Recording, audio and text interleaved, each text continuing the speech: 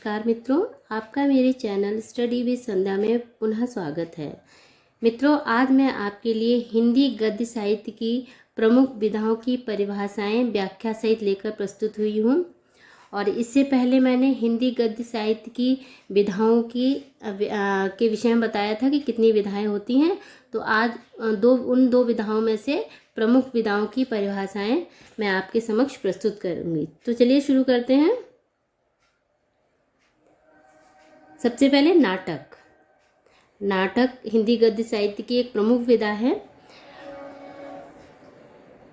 परिभाषा से देखते हैं इसकी।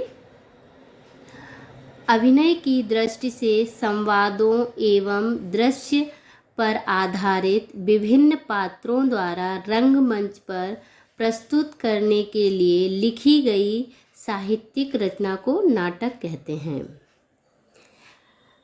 अभिनय की दृष्टि से यानी कि अभिनय किया जाता है, उस पर एक मंचन रंगमंच पर इसका अभिनय होता है और उसमें संवाद होते हैं और जिसको श्रवण किया जा सकता है और देखा जा सकता है। और इसमें विभिन्न पात्र होते हैं जो अभिनय करते हैं। अर्थात नाटक एक अभिनय परक विधा है, यानी कि नाटक में अभिनय होता है जिसमें संपूर्ण मानव जीवन का रोचक एवं कौतूहलपूर्ण वर्णन किया जाता है। तो इसमें क्या होता है नाटक में कि मानव जीवन से संबंधित उसकी एक कहानी होती है, और क्योंकि ये विस्तृत कहानी होती है, इसमें पात्रों के द्वारा संवादों के माध्यम से इसका मंचन किया जाता है। यह एक दृश्य काव्य है। ये कैसा है? काव्य कई प्रकार के होते हैं, उनमें से एक क्या है? दृश्य काव्य। तो ये दृश्य काव्य है, यानी कि दृश्य मतलब देखना। उदाहरण ध्रुव स्वामिनी जयशंकर प्रसाद। जयशंकर प्रसाद का एक प्रसिद्ध नाटक है, ऐतिहासिक नाटक है ध्रुव स्वामिनी। कबीरा खड़ा बाजार में भीष्म साहिनी। और भीष्म साहिनी का एक प्रसिद्ध नाटक है कबीरा खड़ा बाजार में। तो इस तरह हम कह सकते हैं कि नाटक एक अभिनय परक विधा है जिसमें संपूर्ण मानव जीवन का जो रोचक एवं कौतूहलपूर्ण वर्णन होता है, यानी कि जो रंगमंच होता है उस पे पात्र आते हैं और पात्र हर एक चरित्र का उसमें अभिनय करते हैं। कहानी। अब आते हैं हम कहानी पर। परिभाषा देख लेते हैं। कहानी गद्य साहित्य की सबसे अधिक रोचक एवं लोकप्रिय विधा है जो जीवन के किसी विशेष पक्ष का मार्मिक, भावनात्मक और कलात्मक वर्णन करती है। इसमें लेखक किसी घटना, पात्र अथवा समस्या का क्रमबद्ध ब्यौरा देता है। उदाहरण स्वरूप पंच परमेश्वर, मुंशी प्रेमचंद, शरणार्थी, अज्ञेय। तो कहानी क्या होती है? कहानी गद्य साहित्य की एक सबसे अधिक रोचक एवं लोकप्रिय विधा होती है। कहानी क्या होती है? जो कहानी गद्य साहित्य की जो विधा है वो अत्यधिक रोचक होती है, उसको सुनना अत्यधिक प्रिय लगता है और बहुत ही लोकप्रिय विधा है ये।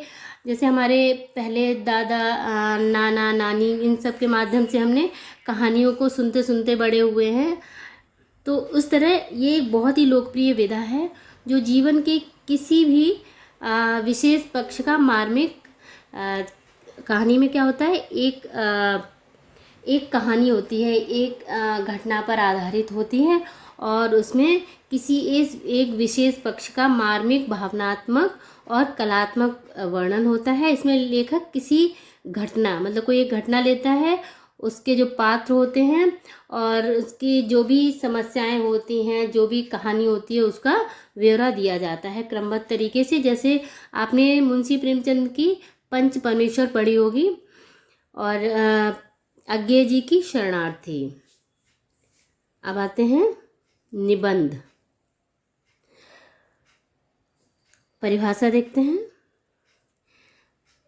निबंध, पहले इसका निबंध का हम अर्थ देखते हैं। निबंध अर्थात धन बंध, यानी जो एक निश्चित एक बंध होता है, जैसे इन दो शब्दों से मिलकर बनता है, जिसका अर्थ होता है किसी भी विषय पर व्यवस्थित, विचारपूर्वक, रचनात्मक और क्रमबद्ध रूप से लिखना। तो निबंध का अर्थ होता है किसी भी विषय पर, कोई भी विषय हो वो, उस पर एक व्यवस्थित रूप से और विचारपूर्वक और रचनात्मक और क्रमबद्ध तरीके से लिखा जाता है, उसको निबंध कहते हैं। जैसे उदाहरण स्वरूप, मारे से मोह कुठाव, विक्रमोर्वशीयम की मूल कथा, ये चंद्रधर शर्मा गुलेरी द्वारा लिखित निबंध है। प्रताप पीयूष, प्रताप नारायण मिश्र द्वारा लिखित है। पद्म पराग, पद्म सिंह शर्मा के द्वारा लिखित ये निबंध है। तो इसके पश्चात उपन्यास आता है। अब उपन्यास की परिभाषा देख लेते हैं। एक कल्पित एवं लंबी कहानी जो अनेक पात्रों एवं घटनाओं से युक्त हो उपन्यास कहलाती है। तो उपन्यास में क्या होता है?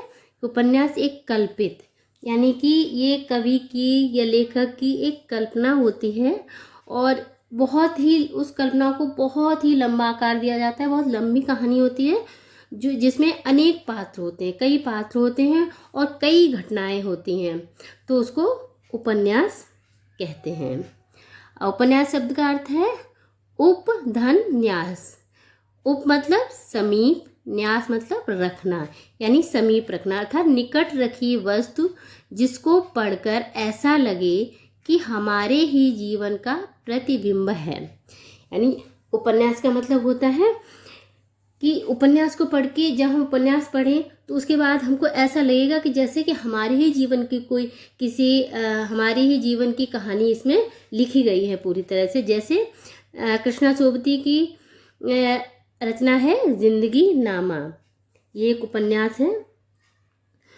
तो उपन्यास मतलब हम कह सकते हैं कि उपन्यास में एक ऐसी विस्तृत कहानी होती है जो अपने भीतर अन्य गौड़ कथाएं समेटे रहती है। इसमें उपन्यासकार मानव जीवन से जो संबंधित सुखद एवं दुखद मर्मस्पर्शी घटनाओं को एक निश्चित तारतम्य के साथ चित्रित करता है, तो इसको उपन्यास कहते हैं। अब आते हैं एकांकी पर। एकांकी की परिभाषा देख लेते हैं। एक अंक वाले संक्षिप्त तथा एक घटना पर आधारित नाटकों को एकांकी कहते हैं। मतलब एकांकी की परिभाषा होती है एक अंक वाले, यानी जिसमें एक अंक हो और संक्षिप्त हो तथा एक ही घटना पर आधारित हो और ऐसा नाटक उसको एकांकी कहते हैं। अर्थात जिसमें एक ही वस्तु हो, मतलब कथा वस्तु हो, एक ही अंक हो और पात्रों की संख्या भी कम हो और कथानक तीव्र गति से अग्रसर हो, उसे एकांकी कहते हैं। यानी कि जिसकी सिर्फ एक कथा वस्तु हो, एक ही विषय से संबंधित हो और जिसमें एक ही अंक हो। नाटक इसके विपरीत क्या होता है? नाटक में कई अंक होते हैं जबकि एकांकी में एक अंक होता है और पात्रों की संख्या भी इसमें कम होती है क्योंकि एक ही अंक होता है और संक्षिप्त कथा वस्तु होती है, तो इसमें पात्रों की संख्या भी कम होती है और कथानक तीव्र गति से अग्रसर होता है, यानी कि जल्दी जल्दी कहानी आगे बढ़ जाती है। जैसे हम कह सकते हैं कि एक संक्षिप्त घटना होती है जिसका अभिनय किया जा सकता है और अभिनय भी बहुत शीघ्रता से ख़त्म हो जाता है, मतलब बहुत जल्दी इसकी कहानी ख़त्म हो जाती है। एक ही टॉपिक लिया जाता है, एक ही विषय वस्तु ली जाती है। उदाहरण स्वरूप रामकुमार वर्मा की ऋतुराज दीपदान, ये एकांकी हैं और रामकुमार वर्मा को एकांकी सम्राट भी कहा जाता है। और जगदीश चंद्र माथुर की है भोर का तारा। इसके पश्चात देखते हैं आलोचना या समालोचना, यानी आलोचना को ही समालोचना कहते हैं। इसकी परिभाषा देखते हैं। किसी विषय वस्तु की उसके लक्ष्य को ध्यान में रखते हुए उसके गुण, दोष एवं उपयुक्तता का विवेचन करने वाली साहित्यिक विधा को आलोचना या समालोचना कहते हैं। यानी किसी विषय वस्तु की कोई विषय वस्तु होती है, उसके लक्ष्य को ध्यान में रखते हुए उसके जो गुण और दोष बताए जाते हैं, तो मतलब उसकी गुण और दोष बताना मतलब उसकी समालोचना करना या आलोचना करना। अर्थात किसी साहित्यिक रचना की अच्छी तरह परीक्षा करके उसके रूप, गुण और अर्थव्यवस्था का निर्धारण करना ही आलोचना है। यानी कोई भी एक साहित्यिक रचना होती है, उस पर जो उसको पढ़ के उस पर जो भी उसकी अच्छाई बुराई है यानी गुण और दोष है उसकी परीक्षा करके उसका निर्धारण करना ही आलोचना या समालोचना कहलाता है। उदाहरण देख लेते हैं। बाबू श्याम सुंदर दास की साहित्यालोचन, भाषा रहस्य और आचार्य रामचंद्र शुक्ल की हिंदी साहित्य का इतिहास, रस मीमांसा इत्यादि कई आलोचकों ने कई आलोचनाएं की हैं। इस तरह ये हिंदी गद्य साहित्य की विधाओं को हमने देखा, मुख्य विधाओं को देखा, और आगे भी मैं आपके इनके जो भी इनमें अंतर हैं उनको बताऊंगी, और जो भी उनकी गौड़ विधाएं हैं उनके विषय में भी बताऊंगी। यदि आपको मेरा ये वीडियो पसंद आए तो कृपया लाइक करें, शेयर करें और मेरे चैनल को सब्सक्राइब करें। धन्यवाद।